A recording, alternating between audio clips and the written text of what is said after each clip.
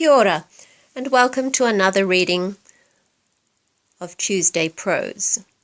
Today I'm reading from A Fence Around the Cuckoo by Ruth Park. It is the first volume of her autobiography and was published in 1992.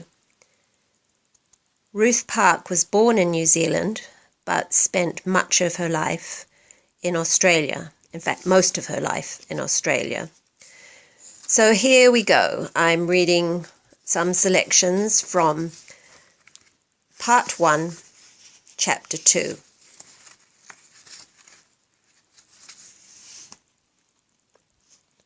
Between the ages of 3 and 6, I spent much of my life like a bear cub or possum, alone in the forest.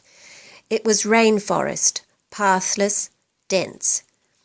Its solemn light, as faintly green as a glowworm's, still inhabits my mind. How did I become a possum? My father Mira was a bridge builder and road maker, one of the first to drive roads through the formidable territory of North Auckland and the King Country.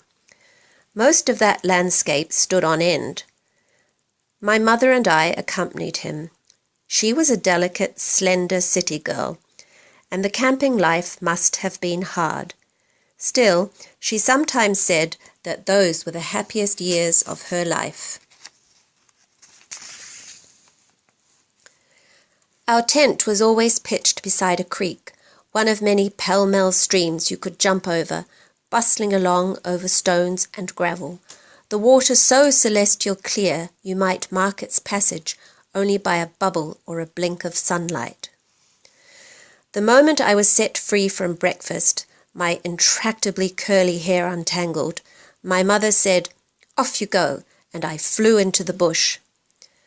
Sometimes it was secretive, twilit with rain, and I became a small hidden creature. Not an animal, as New Zealand lacks native animals, but an indeterminate being, the shadow of something I knew not what. But mostly there was gauzy, capricious light sifting from an unseen sky, illuminating what it wished, sometimes me, sometimes a toadstool, or the satiny eye of a lizard on wet bark. So that was my particular and quiet kingdom, for big old trees are not talkative.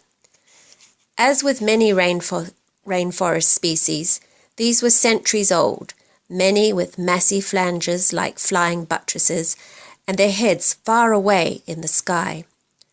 The forest gave an impression of immense depth, a windless place, often profoundly wet, as though the water table had welled up to meet the rain.